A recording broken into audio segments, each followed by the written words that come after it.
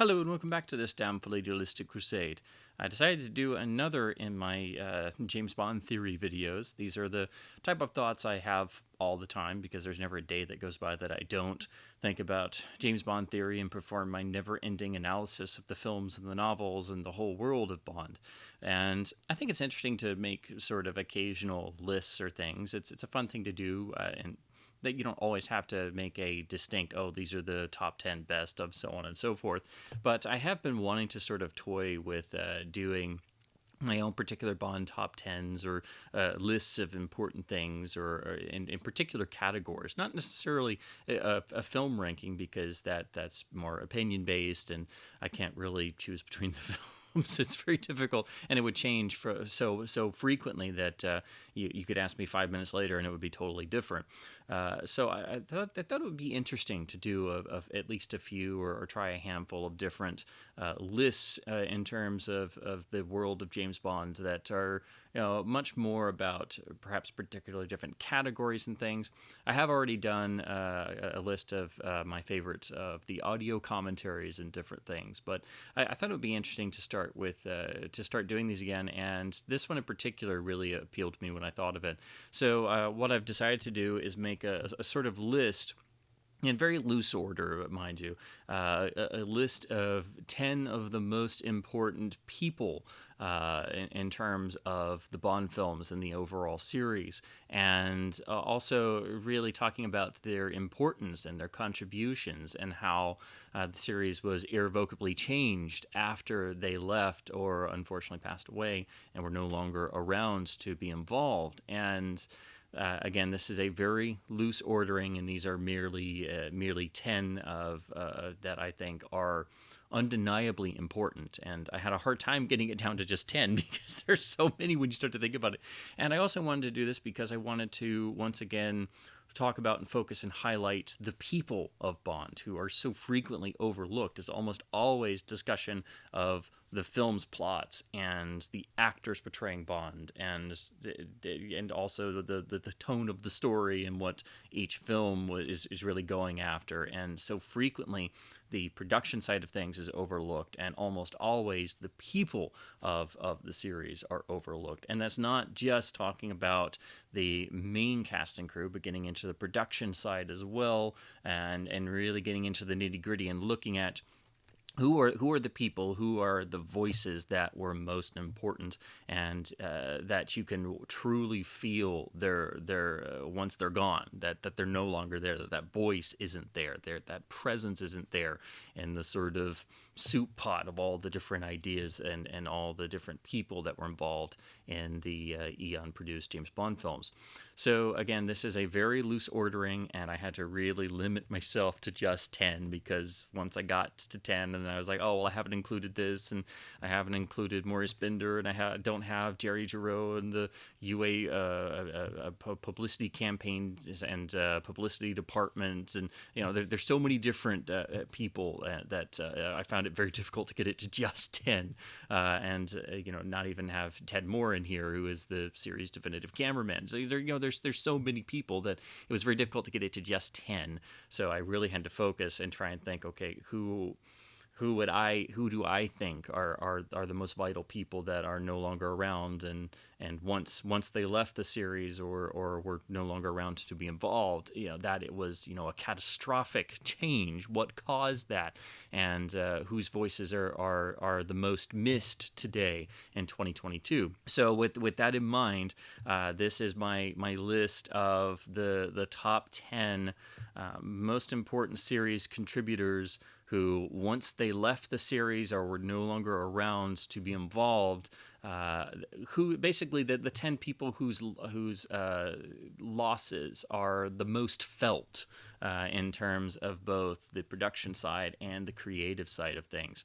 So to get everything started, I wanted to have in here somewhere, because their importance is so incredibly overlooked, and without these people, there would be no series. And that is the entire team at United Artists, and in particular David Picker, who was the youngest of the UA heads, and really got involved in sort of being a family business with the Picker family and United Artists.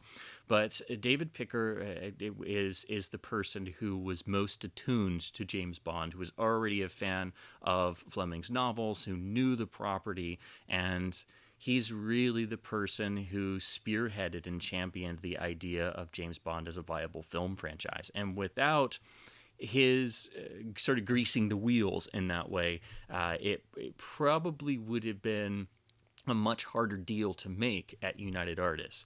So at number 10, I have the whole of the original UA core team, but most specifically David Picker, who was the person who really championed Bond.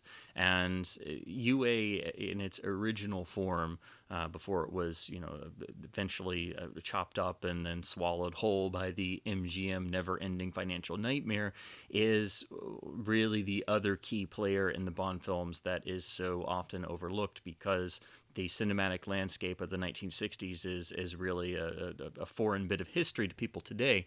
But had the films been made anywhere else, they would not have had the same flavor. They wouldn't have had the same creative independence, because UA was run on the principle of being, literally making deals on a handshake, and their word was their bond, and they put up the money, what that is agreed to, and they let the actual producers they trusted, who they made the deal with, go and make the picture. They didn't micromanage. That wasn't their thing. And they also didn't have a studio to run.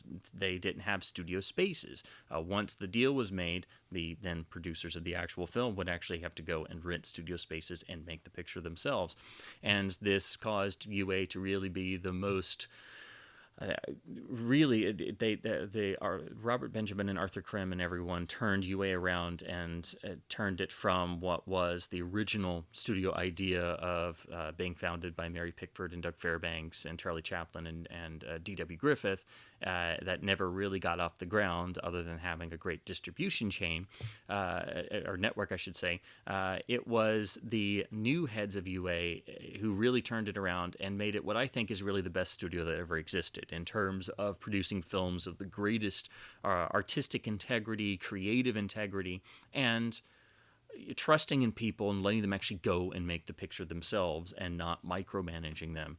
Of course, they would be involved in some day-to-day activities, or if things happened or things needed to be renegotiated, they would take care of that.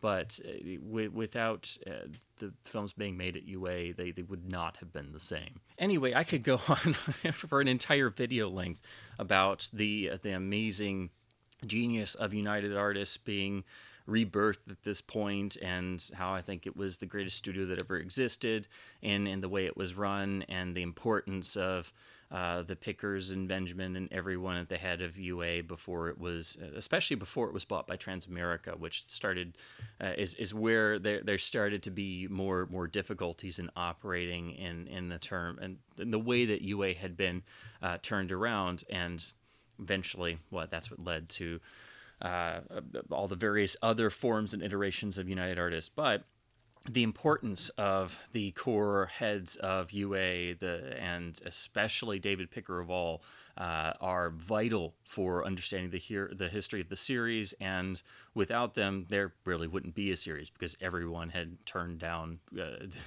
the idea of a James Bond prospect. And literally, Broccoli and Saltzman had actually gone to Columbia, where Cubby Broccoli had good relations from his Warwick days, and they had turned down Bond. So literally, they just, well, let's go and try UA. Maybe they'll listen to us. And that's how the pitch was made after a failed attempt to get Bond made at Columbia. And had Columbia said yes, it would not have been the series we know and love. There would have been many different constraints, because Columbia was run, like an actual studio, because they were. It wasn't the artistic integrity drive of United Artists. So we're extraordinarily lucky that did happen in that fashion.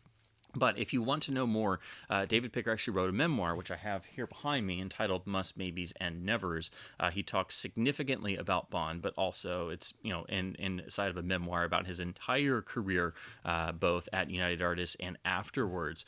It's a must-read. It's a very cheap and inexpensive book, and I think it's a vital source for all Bond fans to have on your Bond reference shelf. Again, the importance of David Picker and the whole of the United Artists staff can cannot be stressed enough, and they are almost never talked about when Bond fans get together and talk about the main heroes of the series, and they really should be, because once UA was out of the picture entirely, once the heads of UA were gone, once David Picker was gone, and then once UA was swallowed up into MGM, it became the never-ending nightmare. And of course, on top of all that, when Harry Saltzman sold his shares in 1975, UA became the co-producing partner of the Bond series. And this is what has then tied Bond to a studio entity ever since, once UA got swallowed up into the MGM nightmare. So that made UA even more important because they actually were co-controlling the series now instead of just financing them.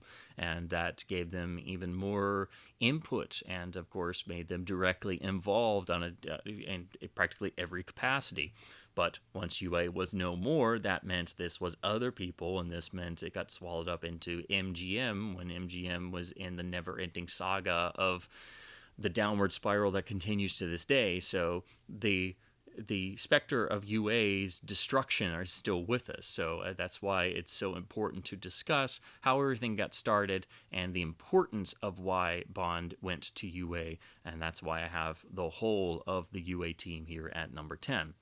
Now, number 9 is a much more creative standpoint choice because, of course, this person is one of the key people always referenced to the importance and the grandeur of the Bond films and how it captured the public's imagination. But to talk about Ken Adams' contribution to the James Bond films, you can't even begin to fathom, because Ken Adam is known for his larger-than-life sets, and particularly the gigantic showstoppers in the Bond films like the You Only Live Twice volcano base, the Spy Who Loved Me supertanker set, his designs for Moonraker and Thunderball. But he was also, he didn't just do that. He was one of the greatest production designers who ever lived. In fact, I would argue quite possibly the greatest film production designer. He's right up there with, William Cameron Menzies and the illustrious titans of film production design, and had one of the most incredible imaginations for design and construction of not just sets, but everything to the most minute detail. But he really instinctively understood that for the Bond films right at the beginning with Dr. No, that you had to shoot for a larger-than-life quality that manifested itself in different ways. It wasn't just the giant sets, because, of course, in Dr. No, they didn't have any money.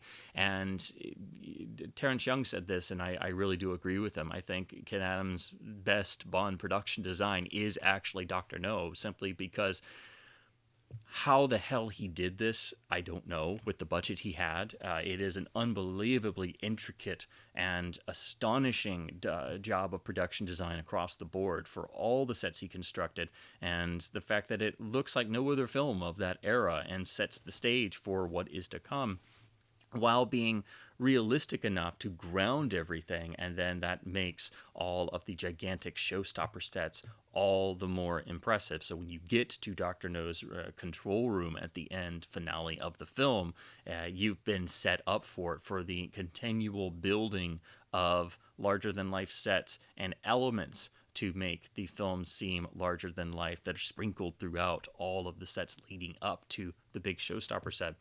But he knew how to inject the spirit of Bond, this sort of, again, larger-than-life quality with a slight tongue-in-the-cheek sense. There's a sensibility of that in his designs, which is really interesting.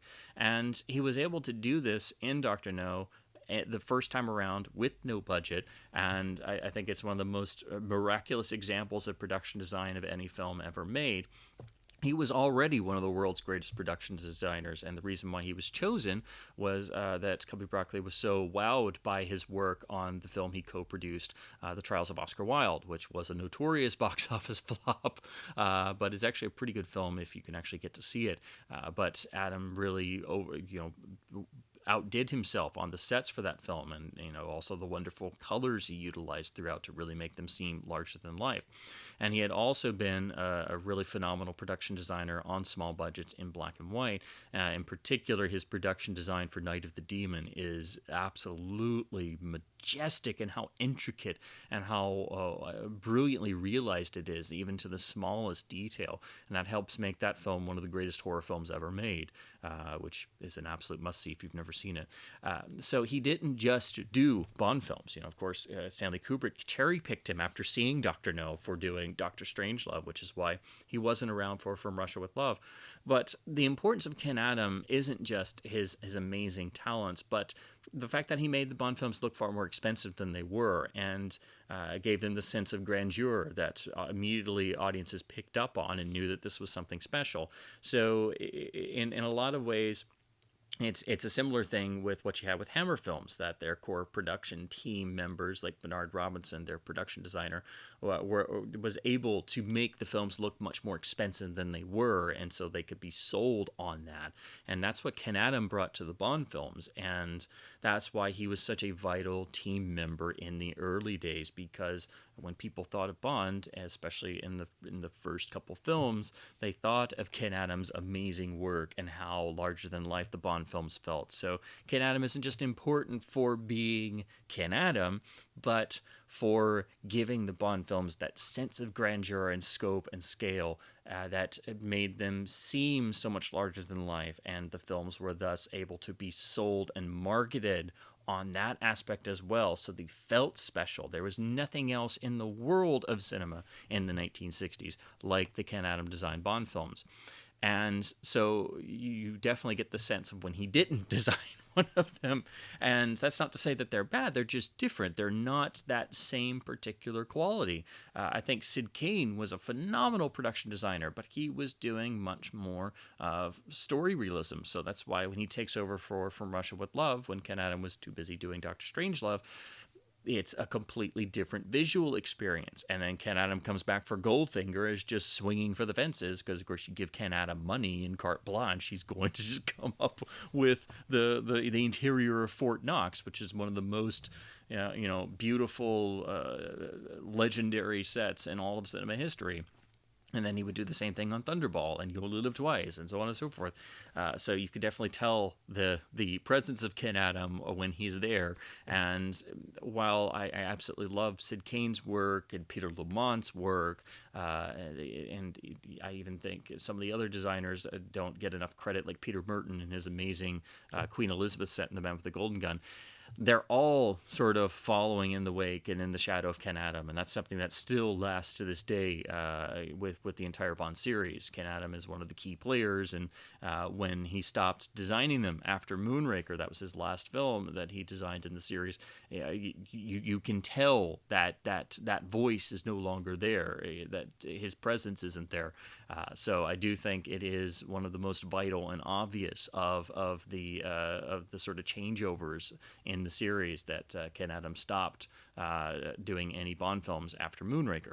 So that's why I have him here at number 9. And for more information, Sir Christopher Freeling wrote this beautiful book entitled Ken Adam, The Art of Production Design. It's a wonderful sort of biography / coffee table book. It's relatively affordable. You can find a nice copy like this, and I highly recommend checking it out to get greater examples of his entire body of work. At number 8, I have somebody who never gets the credit he deserves in the Bond community, and as with most cinema studies, the writing is extraordinarily important, and almost always in Hollywood, the writers are the last discussed, the most underappreciated, the most underpaid, and if you don't have a good script, you don't have a picture. So the fact that this is still has always been a practice and sort of feeling in Hollywood has always baffled me. But at number 8, I have the person who I think is extraordinarily important, and I think definitely, if you had to name the best writers of the Bond films, I think this person is, without question, the second best writer, and really understood the spirit of Bond more directly than I think than really most anyone ever did. So at number 8, I have the incredible genius Tom Mankiewicz, who is one of the most underrated writers, I think, in all of Hollywood history. And While he is primarily known for what I refer to as the sort of Mankiewicz trilogy of Diamonds Are Forever, Live and Let Die, and The Man with the Golden Gun, his involvement in the Bond films continues a little bit after that because, of course, he did uncredited rewriting on The Spy Who Loved Me and did do the initial sort of work of Moonraker after Cubby Broccoli sort of pestered him to do so. But the importance of what Tom Mankiewicz brought to the series is he was brought in to sort of liven things up with Diamonds Are Forever and, for lack of a better term, Americanize a little bit the Bond films once again, because part of the core appeal of the Bond films that UA always realized was that the producers were very hard set on appealing to both British and American audiences. But Tom Mankiewicz was able to realize, because he was already a fan of the series, as was pretty much the whole world, that you didn't mess with Bond himself. You didn't mess with the core of the films, but you had to find a way to liven things up. You had to find a way to make things feel fresh once again.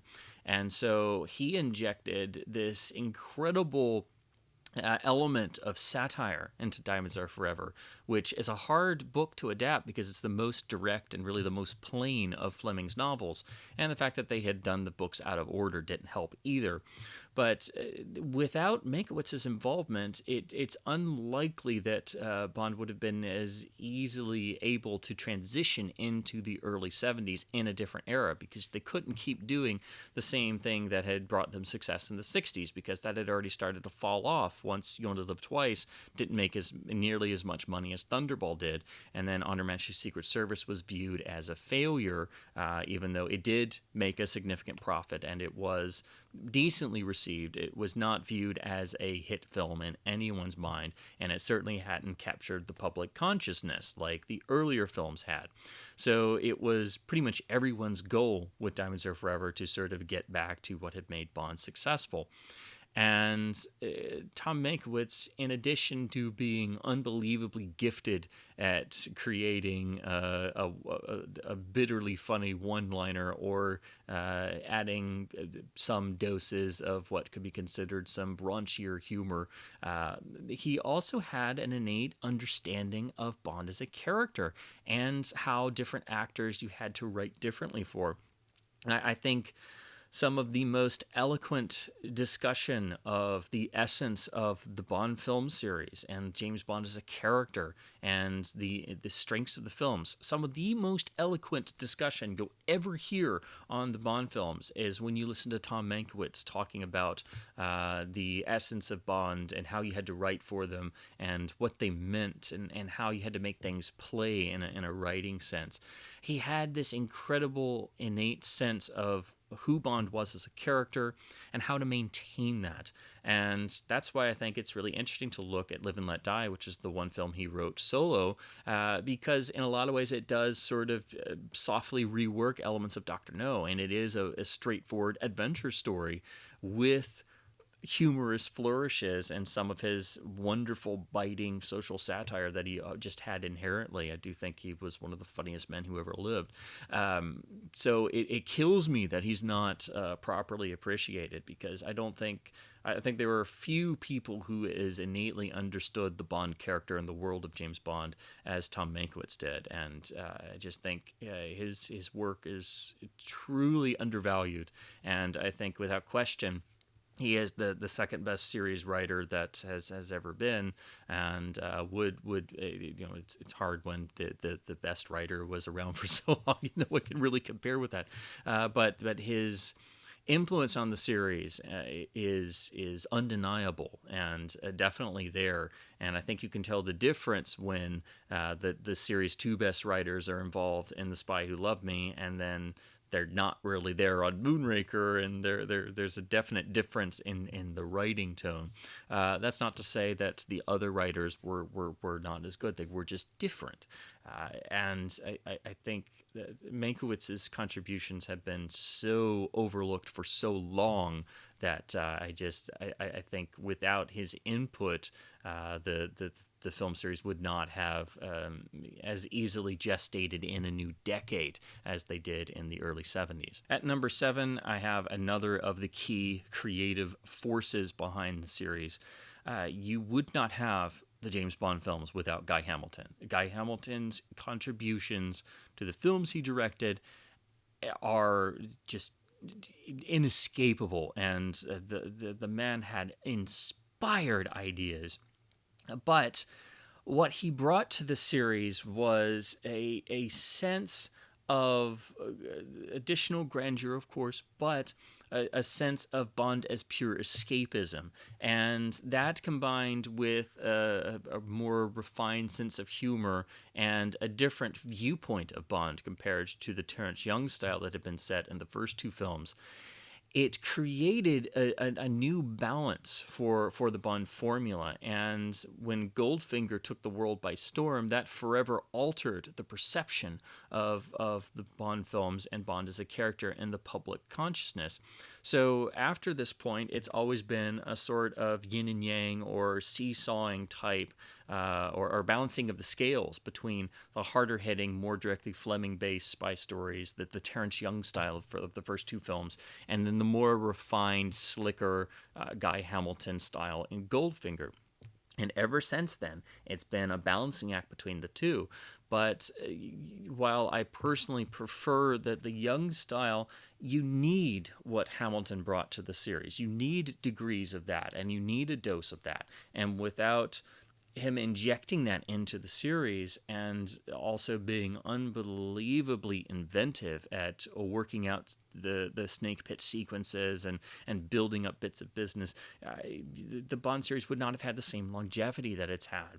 And so I think the greatest Bond film experience should have a balance between the two. You have to have some of the Young style to ground things and to make the story really drive along and to feel vital.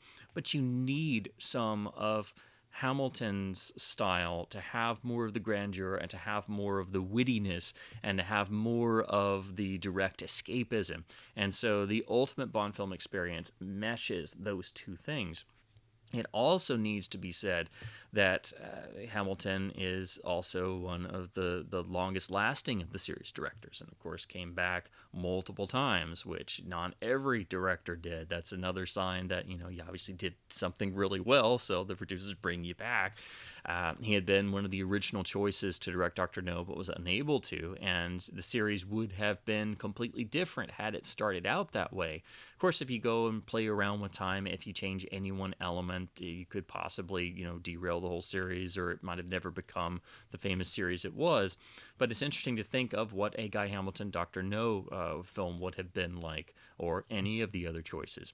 But I think it's most important that Hamilton came in later to build upon and enrich things. He was also much more of I'm trying to find the right word, because Terence Young was known for just getting in there and getting his hands dirty and not always doing the sort of tried and true full coverage of every shot, and but that gives his three Bond films a much more of a direct, visceral energy. There's a danger element there, whereas Hamilton's Bond films, they're a bit more polished. They lack that sort of danger element that's in the Terence Young films. There's a distinct difference between the two, and unfortunately, nobody looks seriously at the Bond directors because they don't appreciate Bond as art, which it is, and there is a definite directorial style in each of the distinct main directors of the series.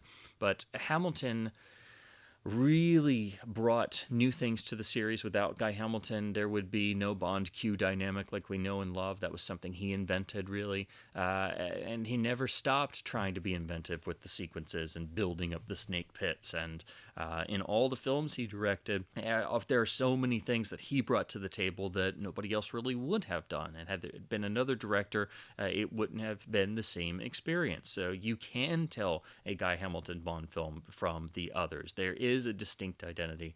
And I think there is something to him viewing it much more as pure escapism. While it's not, I don't fully agree with that. I think you need some of that. I think he had his finger on that particular factor to inject into the overall series. And I think anyone making Bond films should be wise enough to know that you need a degree of both the Young style and the Hamilton style. So a bit of the danger with a bit more of the sort of more polished atmosphere of the two. And so that's why I think that ever since the yin and yang of the Bond series is represented by the Terence Young style and the Guy Hamilton style. At number 6, I have the one and only immortal John Barry. You cannot have a list of this type without including John Barry somewhere. Barry is not just the series' most legendary composer. He is the person who understood Bond so innately that he was able to transition the Bond character himself into musical form. And that's not talking about the James Bond theme or Barry's own majestic 007 theme. What John Barry did in each of his scores for the Bond films was recognize the inherent cynicism of Bond's character, the tongue-in-cheek aspect of the films, the humor, the sex, the danger, the excitement factor. And he was able to combine all of this, and in every single one of his scores, he recognizes the tone of the film, matches it perfectly, and manages to make the music serve as Bond's internal monologue. That is the genius of John Barry's Bond scores, and that's why I think they are the most legendary example of a composer so perfectly understanding a film project and then going on to, of course, compose 11 James Bond scores. You could make the argument for many of the different legendary composers, and I'm biased because John Barry is my favorite film composer of all time, but I don't think any other film composer ever so directly identified the core elements of a series and then went on to do that 11 different times. So when you talk about, composer and identifiable film to link them with, you have John Williams and Steven Spielberg, that's one thing. But even there, I don't think anyone has ever so perfectly realized a film and a character in an individual score that forms part of a whole in the way that John Barry did.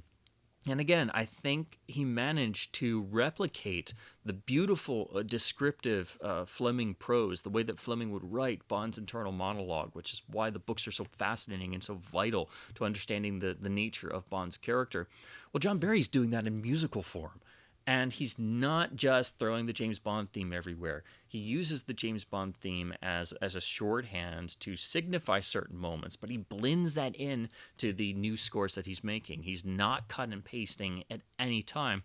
And very quickly, he transitions and builds upon what he does. So when you look at From Russia with Love score, it is flavorful to suggest the story elements, is suspenseful in all the right places. But then he turns around and ups his game on Goldfinger, which is an even stronger score and completely different from the way he writes the From Russia with Love score. In Goldfinger, he really starts to experiment more with the signature brass sound of his 60s Bond scores.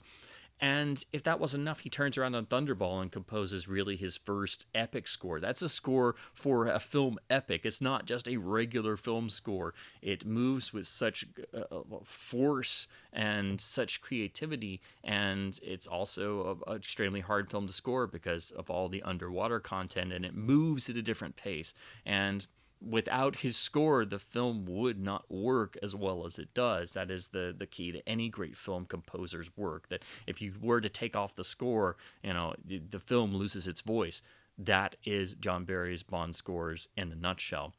And that's why it's the hardest thing to find somebody to replace him, because you have to go by the precedent he set, but no one has ever as directly replicated the energy and again, the score being the soul of the film, being Bond's internal monologue and matching the tone of the story.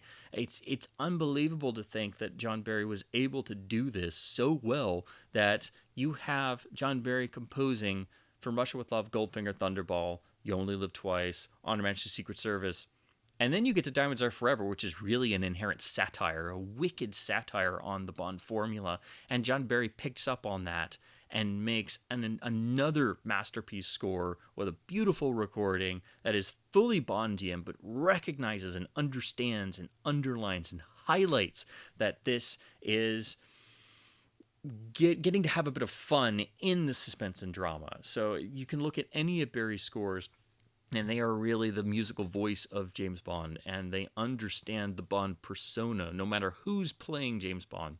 And that's what no one has ever been able to equal in the same way. There are really strong non-Barry scores, but the 11 Barry scores are so vital and so present and in the moment of each of those films that you cannot separate Barry's style from the James Bond persona and the James Bond image or the entire series. So that's why he's in here. He had to be in here. He created the musical soul of James Bond and maintained that over 11 different film scores that are entirely different from each other. But when you put any cue from them side by side, you would know that it's a James Bond score. You know exactly who James Bond is simply by listening to the music, and you of course know that it's John Barry. You know that it's John Barry's heart and soul in there, and you know that it's his own sort of cynicism locking in unison with Bond's cynicism. It is Bond's persona in musical form, and something that no one has ever replicated in the same degree. At number 5, I have somebody who it pains me to no end how terribly overlooked he is. He is, really one of the absolute most important people in regards to the James Bond film series ever getting off the ground. And the fact that Harry Saltzman is not mentioned, and frequently it does not get included in magazine articles, press releases, and all kinds of other things, it really infuriates me to no end. Harry Saltzman's role and his importance is extraordinarily vast. Not only was he the person who was able to actually get a deal with Ian Fleming inked and made for making the film, something that Cubby Broccoli had not been able to do the first time around. Were it not for Harry Saltzman, the whole notion of getting a James Bond film series going wouldn't have taken flight. It was something Cubby Broccoli really wanted to do and would have done anyway, but the fact that when he came around to try again, Harry Saltzman had already gotten the rights and was not able to find a studio and had a time limit that was running out so that he would then lose the rights. That's what led to the partnership, because Cubby had the greater connections with studios. And for a good while, they formed a great partnership. They had different tendencies too. Harry Saltzman was known as the sort of the wilder person of the pair, if you will. He was the one who could come up with these wild and crazy ideas and insist on films having a bit of punch to them, having a force to them. And while he could come up with the wildest ideas in the world and was a total character that people would say that he could have 1,000 terrible ideas, you'd have to convince him that were bad. But for every 1,000 bad ideas, he would have 100 absolutely amazing ideas that nobody else would have come up with. He really was this vital sort of spark in the initial films of the 60s and is part of the key Bond DNA that made the Bond films so exciting and dangerous and unlike anything that had come around before. And when that was gone, it was a particular flame that the series never recaptured. And for all of Cubby Broccoli's amazing strengths as a producer, and for keeping his hand on the tiller for all the years of piloting the series onward, he wasn't the type of producer that Harry Saltzman was. He didn't have that sort of wilder energy that was so vital to making Bond. And you also get that sense in the particular films that they traded off on, because it's not as well known or discussed, but their partnership did start to fracture quite significantly. And after a certain point, they really started alternating films in terms of being more of a lead producer, whereas the other would then stay more in the office and kind of stay out of their way a little bit and focus more on the day-to-day, office side of producing. So when you look at that, it kind of makes sense why the particular films they alternated on have different tones. And you would think Harry Saltzman, being the wild ideas man of the two, that he would focus more on having wild, over the top things like You Only Live Twice's volcano crater base and things like that. But ironically, Harry Saltzman had also been a producer before the Bond films of very successful British kitchen sink dramas, and favored more the harder hitting, more grounded, realistic stories. So when you look at these films they alternated on, it was Cubby Broccoli who produced You Only Live Twice. What does Harry Saltzman produce? On Her Majesty's Secret Service. Cubby takes over for Diamonds Are Forever. Harry Saltzman takes over for the much more down-to-earth, grounded, and two-fisted Live and Let Die. And then Cubby comes back for The Man with the Golden Gun, and then eventually that was it, because Harry Saltzman wound up selling his shares to United Artists in 1975, and the partnership was formally broken then and there. And that sets the first 9 films of the series apart in a way that makes them sort of untouchable. There is a distinct difference, and that's not to say that the producers didn't have some input, obviously, in the films that they alternated producing on. So there was Harry Saltzman involvement in the other films that he didn't lead produce, like The Man with the Golden Gun, and of course the infamous Elephant Shoes story, for example. But there's that certain spark is no longer there from The Spy Who Loved Me onwards, and to talk about the James Bond films and not mention Harry Saltzman anywhere is just it's unfathomable. I mean, without Harry Saltzman, there would be no James Bond films, and there would be no film series. And if Cubby Broccoli had been able to get James Bond okayed by a studio after that point, as he was originally going to do, and there had never been a partnership, yes, I'm sure there would have been a Bond series. Yes, I'm sure they would have been successful, but they wouldn't have been the same. And again, to remove any key person or quality from the series affects the overall longevity somehow. It's like any classic time travel story. You change one thing, you change the future no matter what. No matter how small the change is, it will be different and it will not be the same. And that's why it really bothers me when Harry Saltzman isn't talked about and mentioned. And I do highly encourage all Bond fans who've not gotten into the production side of things or research the history or don't know too much about Harry Saltzman to go and research and read more about his contributions, because they are so incredibly vital. And the best source is actually Robert Sellers' book, When Harry Met Cubby, which is sort of a miniature biography of both producers, an excellent read, and then it goes into their time on the Bond films, and then also goes into the breakup of the partnership, and then the sort of legal battle that ensued when Harry Saltzman wound up having to sell his shares. And it was really sad that it happened, because while Harry Saltzman was the person who wanted to do all kinds of different things, whereas Cubby focused most often almost entirely on James Bond.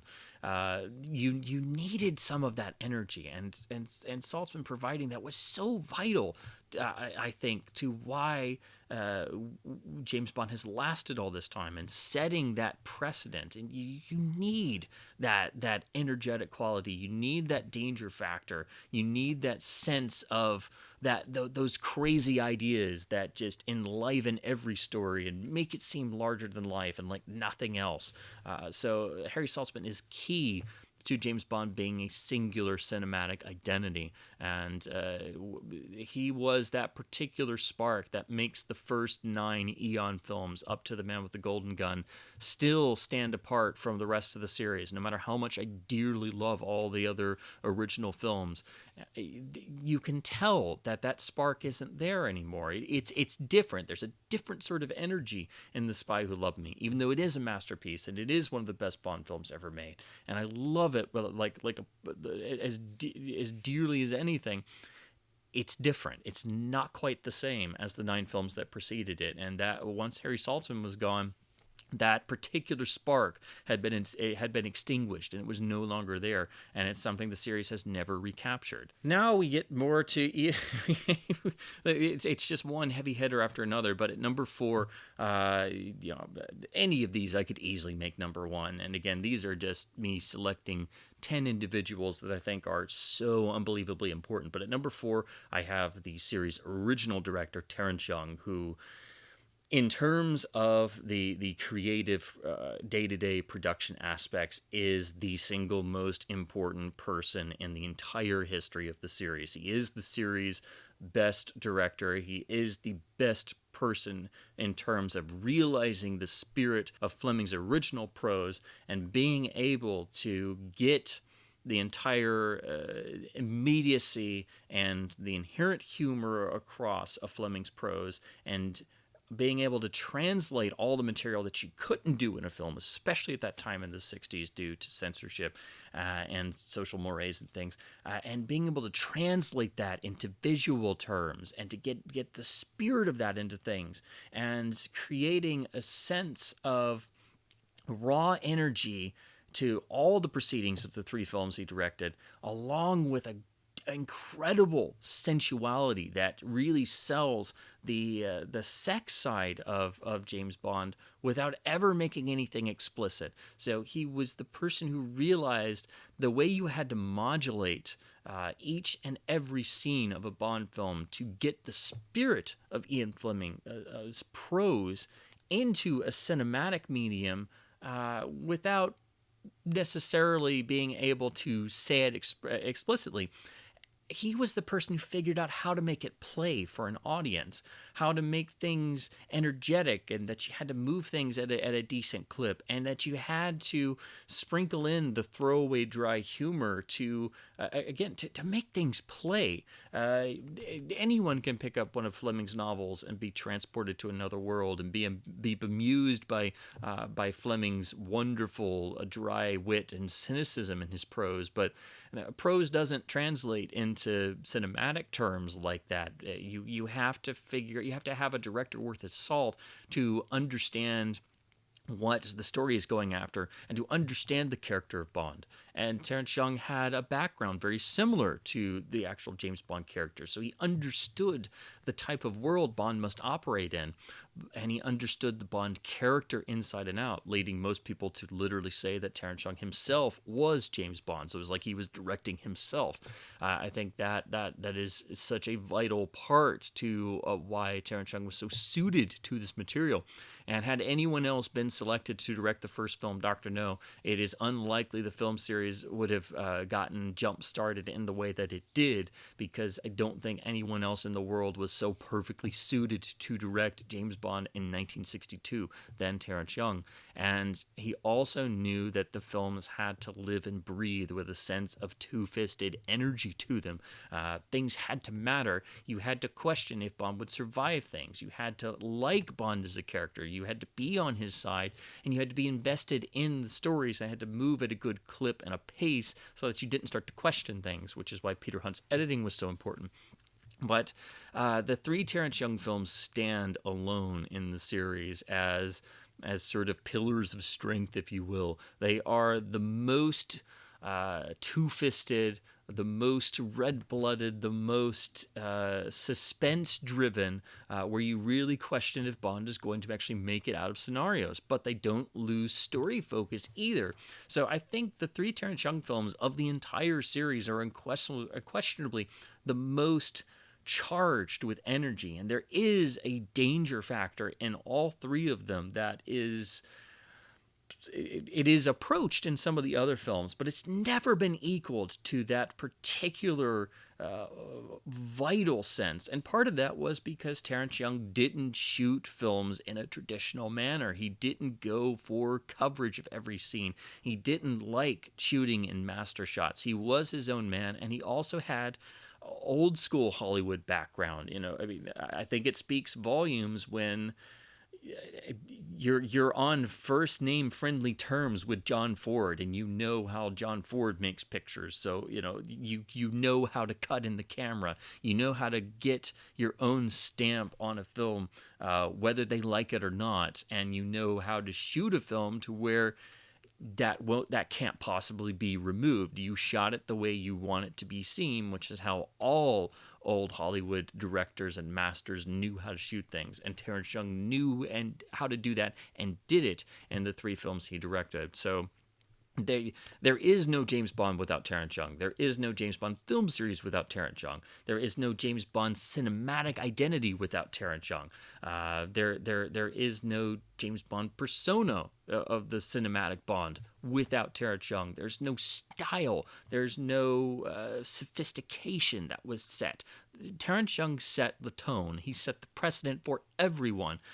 Without Terence Young, there would be no cinematic James Bond. It would be a different animal, and it wouldn't have had the legendary longevity that the series had. So that's why Terence Young is so important. It's not just because he was the first director. I mean, he set so much of the Bond film identity, of the cinematic experience of James Bond, that to even try and consider the James Bond films without Terence Young is inconceivable, because there is no James Bond film series without Terence Young, plain and simple.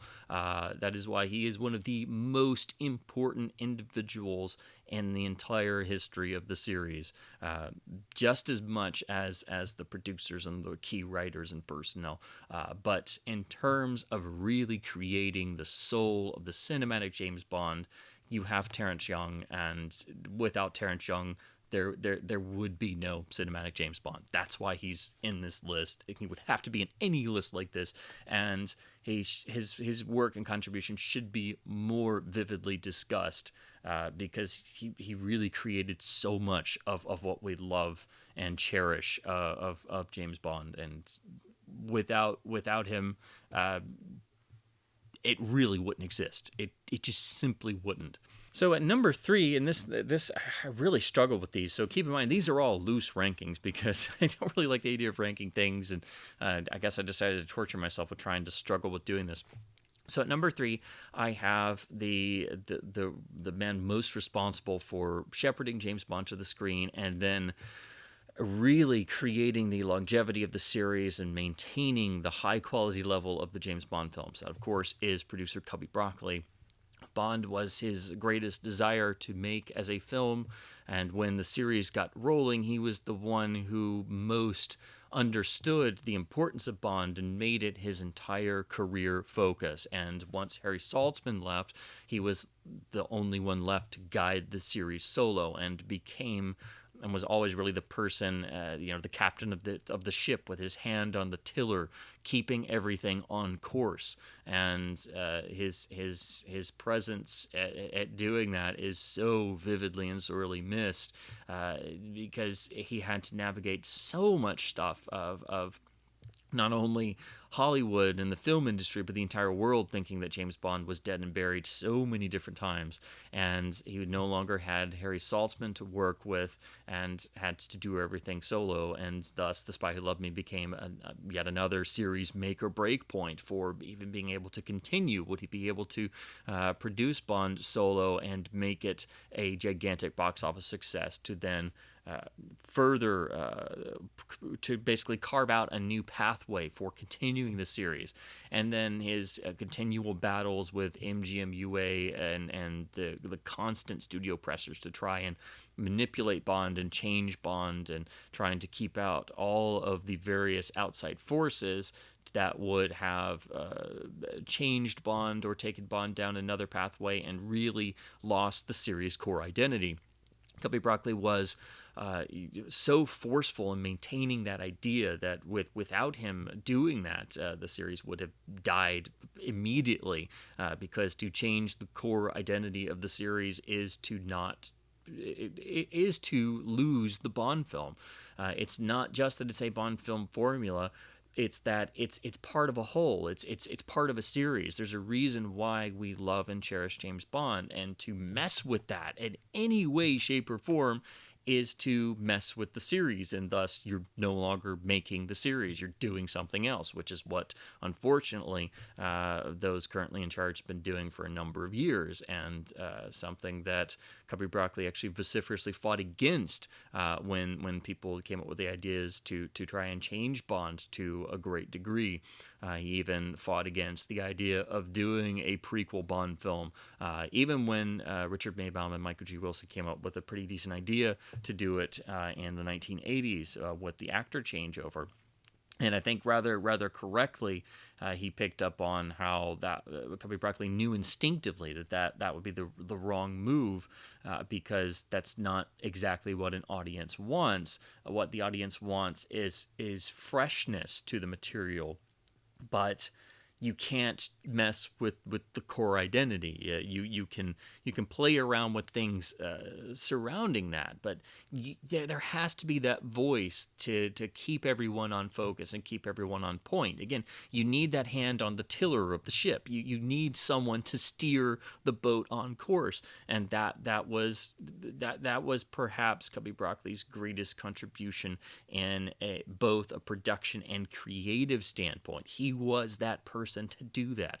And also compared to Harry Saltzman, he was able to go for the more lavish productions. That was something that it became more of his forte. So you see that in You Only Live Twice and Diamonds Are Forever, and of course in The Spy Who Loved Me as well.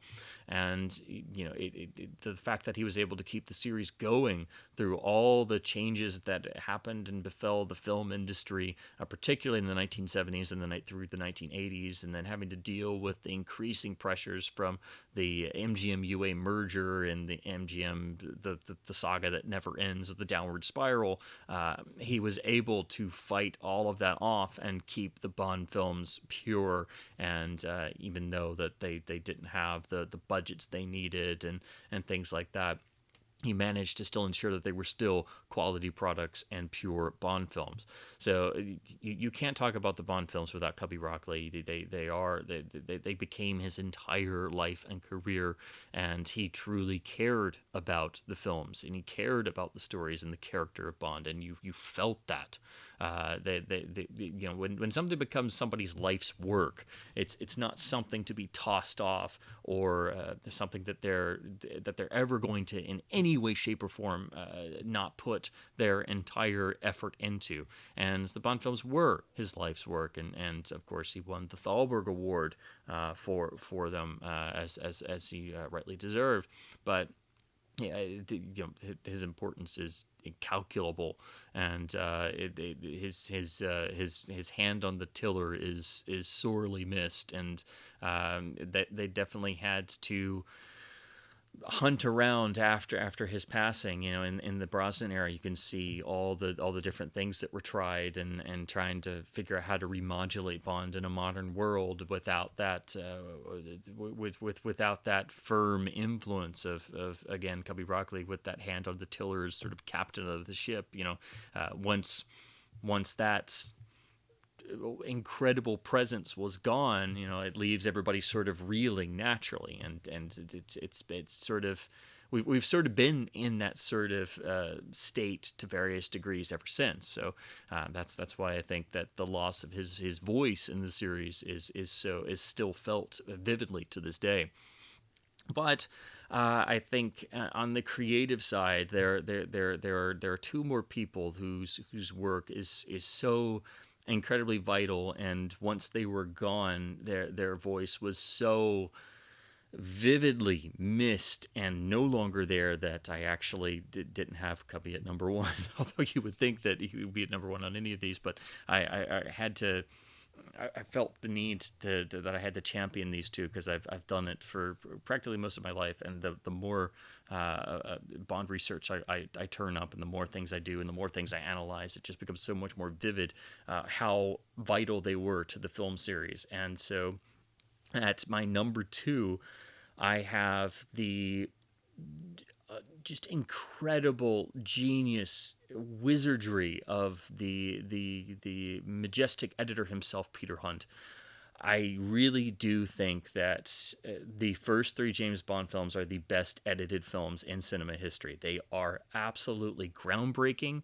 They take what was done with the revolutionary jump cuts of Godard's Breathless and a lot of the French New Wave, and they apply them to narrative cinema, and they apply them in such a way that it pretty much revolutionizes film editing overnight. The initial three Bond films were magic and swept the world. not just because they were masterpieces and majestically made and unlike anything else anyone had ever seen, but because they moved like lightning. They moved with a speed and an energy and a tenacity that had never really ever been seen before in a major motion picture from a studio.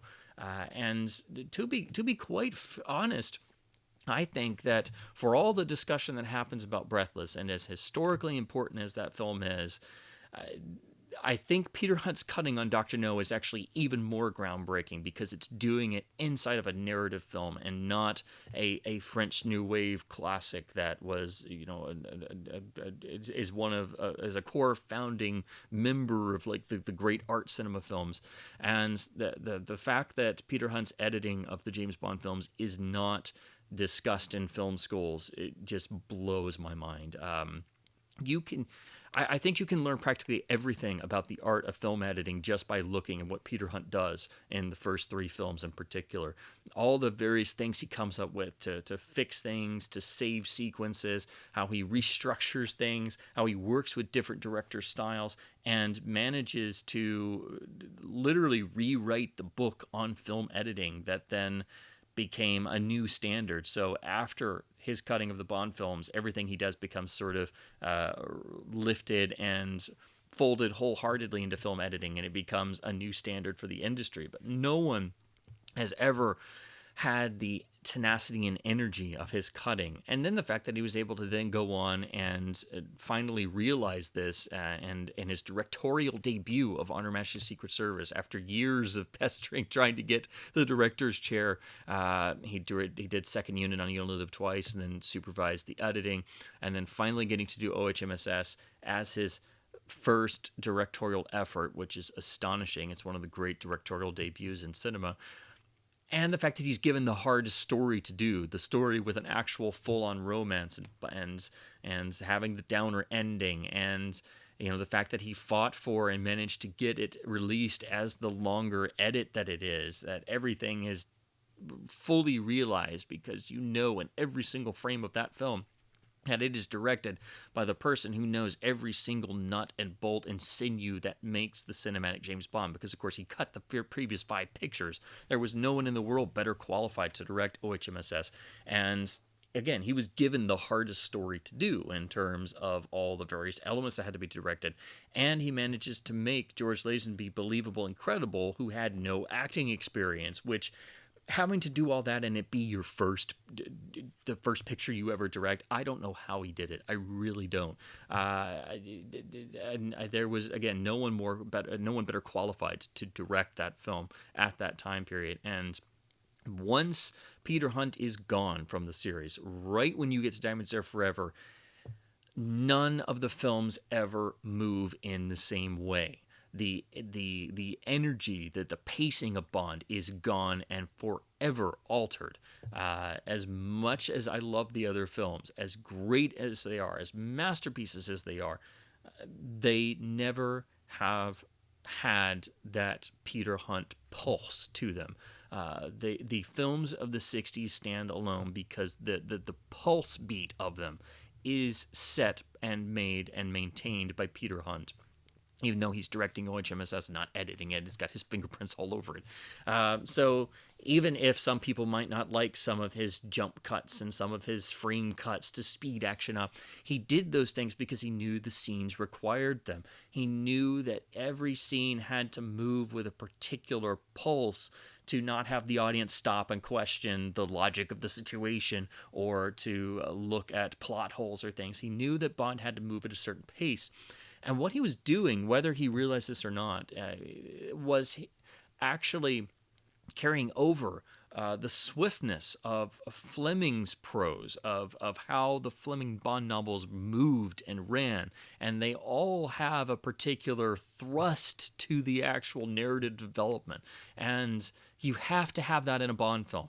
Just like it's important to have a shorter runtime. I mean, most of the greatest Bond films are 2 hours or under. Dr. No and Goldfinger, an hour and 51 minutes. From Russia with Love is an hour and 55 minutes, and it's got the complex plot. It's astonishing, and there's an important reason why Bond films have to move at a particular pace. OHMSS is 2 hours 20 minutes because it has a longer, more convoluted story, and there's nothing else you can cut from the film. There's no wasted material. It's all meat and potatoes. It's all meat on the bone. There's no fat in terms of superfluous material. That's why he was able to fight for it being the longest Bond film to that time period. But he knew that everything there was vital and you couldn't remove anything because, of course, if the editor tells you that, then obviously you have to listen to them. And if you don't, then you're an idiot.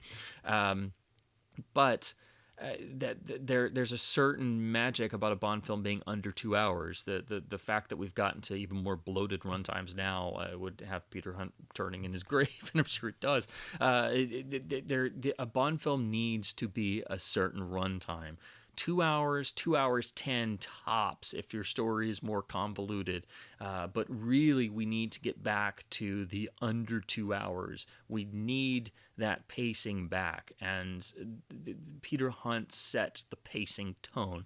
And when he left, and he never came back to the series, you feel it immediately. That when you watch the series in chronological order, as soon as you start Diamonds Are Forever, it does not move in the same way. Once Peter Hunt was gone, no Bond film has ever moved in the same way. That is why the 60s films stand apart so much and why you can really view them as a sort of isolated thing, because only the 6 films move in a particular fashion.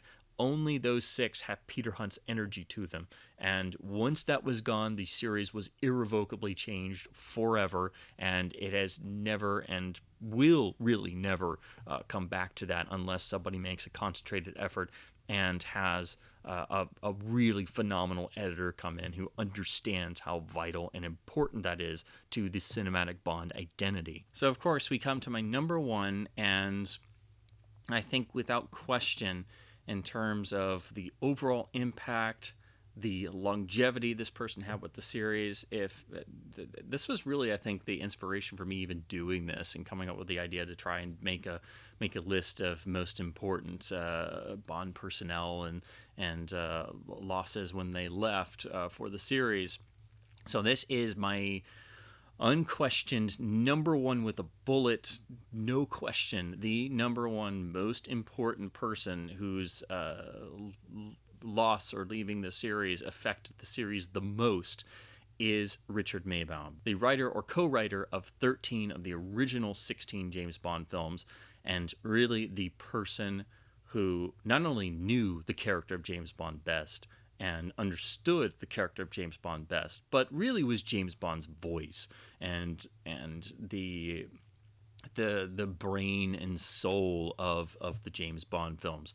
Other people came in and he co-wrote with people, and other people would build upon his screenplays or add to them. But at their core, whether things got changed or manipulated or reworked in slightly different fashions and things, Richard Maibaum's scripts are the backbone of the James Bond film series, the backbone of James Bond's identity. Maibaum really invented, formalized, and defined who James Bond was in the cinematic medium. He understood that you had to have a slightly greater dose of humor to better sell Bond films to a worldwide audience as compared to what was in Ian Fleming's original source novels.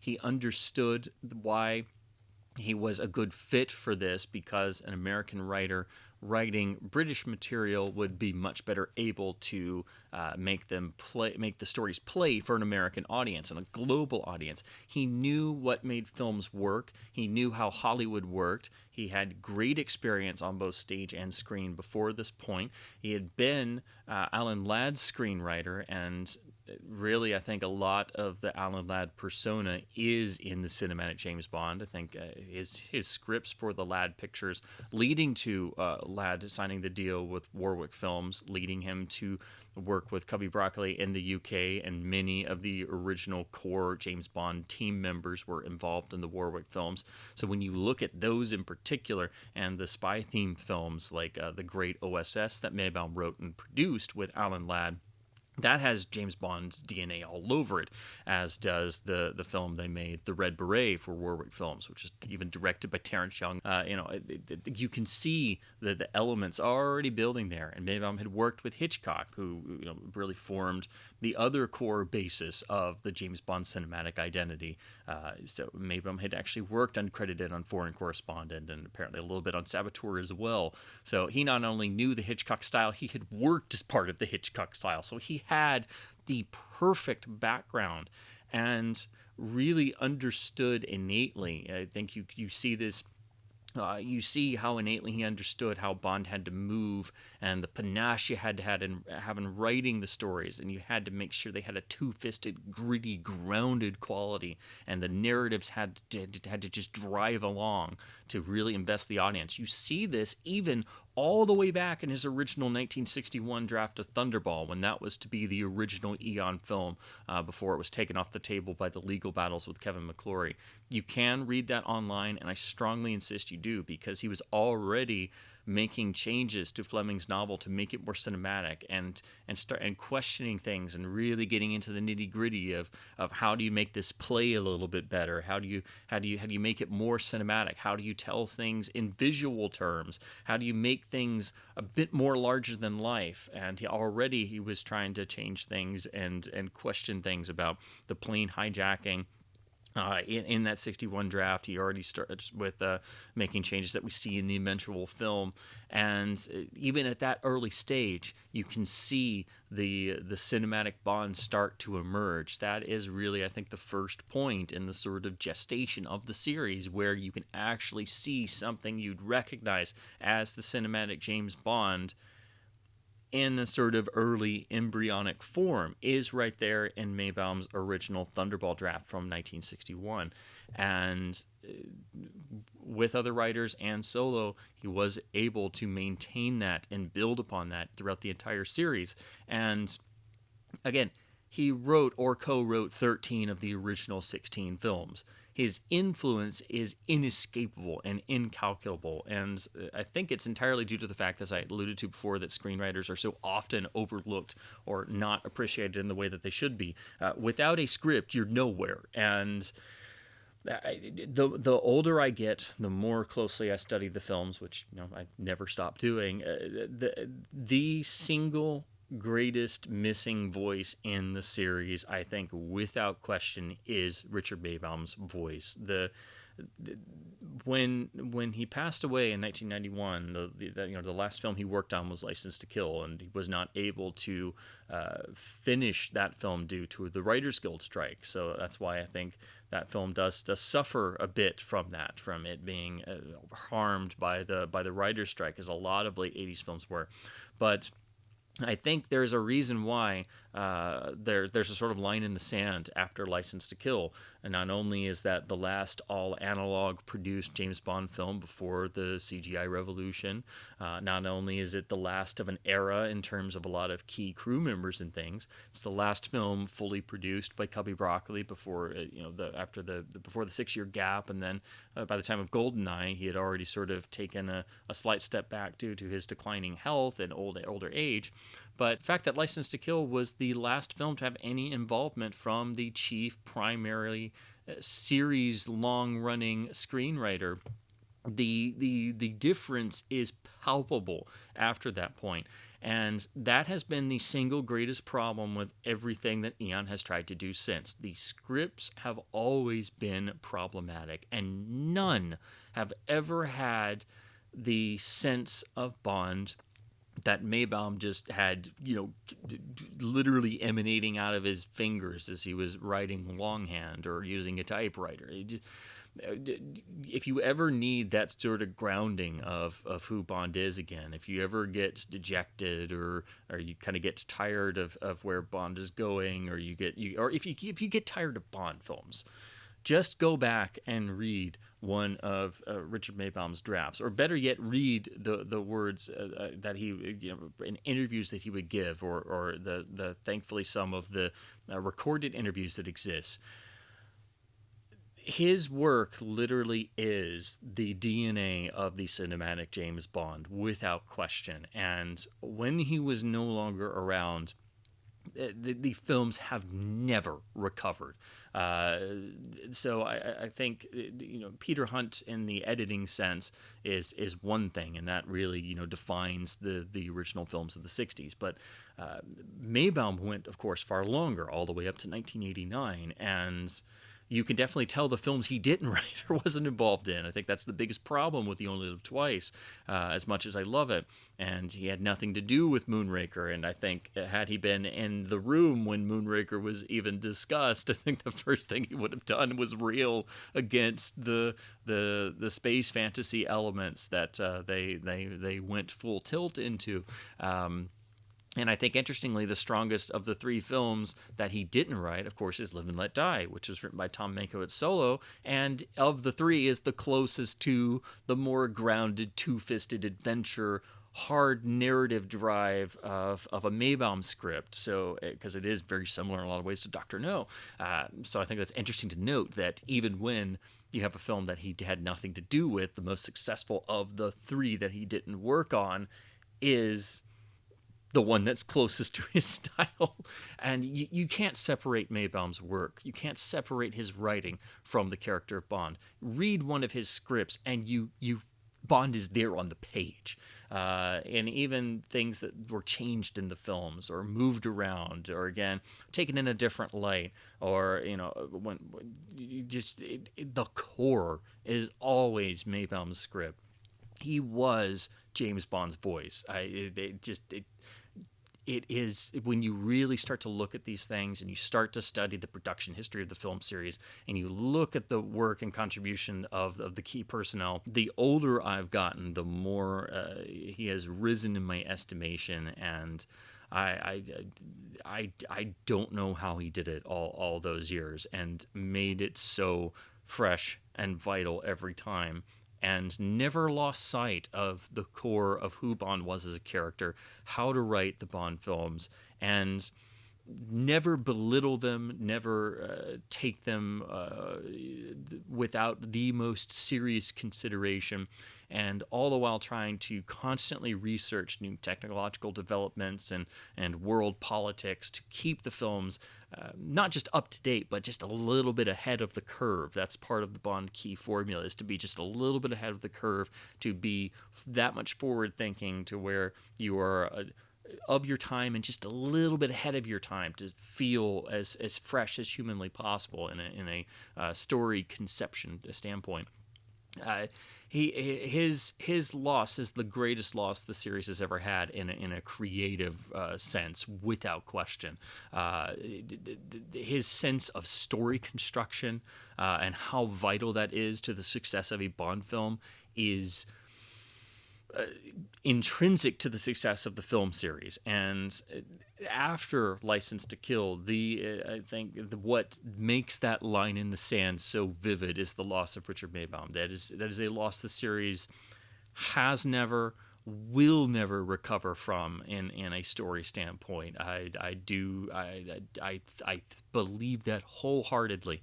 And the single greatest problem the films have had, it has been, in the modern eras, has been their scripts. There isn't a single film that Eon has done that has not had major script problems, or where the script they've never had an easy time of it, essentially. And every single film, you can point to things or find things, if you really sift into it, where you can just imagine what it would be like if it had been something that Maibaum had been able to work on. If he had gotten his hands on it, that the very first thing that would have been done was that the foundation of the plot would have been strengthened, and the construction of the overall story and the narrative drive would have been the primary focus of contention, of fixing and making solid, and making sure that was 100% solid across the board. That is the single greatest creative problem the series has had ever since his passing, and I do think that the loss of Richard Maibaum is the single greatest creative loss that the series has ever had. Once he was gone, Bond no longer had his voice. What else can I say? I think that of everyone, Maibaum is the single most undervalued team member, period. End of discussion. He is not mentioned enough. He is not talked about enough. His contribution is literally giving James Bond in the cinematic realm a voice, and for that alone, he should be mentioned in every freaking article, every book about Bond, every story, everything. But unfortunately, as is always the case, usually the script is the last thing people want to analyze or talk about or praise, and the art of screenwriting is not appreciated in the manner that it should be. So that is why I have Richard Maibaum as my number one greatest creative loss for the James Bond film series. And I think it's vital to actually look at his actual thoughts and words and discussions about the series. And for that, there is the incredible volume, Speaking of Writing, which is a collection of all the various interviews and lectures that he gave with a great deal of biographical information and some lovely photos. This is a wonderful self-published volume you can get on Amazon, and is beyond worth its weight in gold. It's one of the most vital books that any James Bond fan can have on their Bond reference shelf. And I encourage, if you are to pick up any book that I mention here, or any James Bond book, please go to this one first. It is absolutely vital. And when you hear him talking about the James Bond films and his approach to them, I mean, it makes any Bond fan just swoon and tear up, because it is literally the soul of the cinematic James Bond film series laid bare in words, and you're just like, this is the holy tome of the cinematic Bond. This is the soul of the series in print right here. So again, if you are to check out any of the books I discuss in this video, please start with this one. It is absolutely vital. So those are just my admittedly longer-winded than I intended thoughts on my Bond Theory top 10 list of my top 10 greatest personnel losses in the history of the cinematic James Bond film series. So this is just another in my never-ending bits of continual Bond theory that I'm always chewing over and turning over my head on, practically every second of every day. It's just how my head is wired, apparently. So I hope this has been at least somewhat fun and informative, and I do encourage people or fellow Bond fans to try perhaps making your own list, or looking more closely at the people who really made James Bond the game-changing, world-changing pop culture phenomenon that still exists with us to this day. Without the great people and key team members behind the series, there would be no series. So as always, I do encourage people to look at Bond with a greater critical perspective, and to look at the history of the films and the novels and the greater overall sense of the world of James Bond. And as always, keep bonding. Thank you ever so much for watching.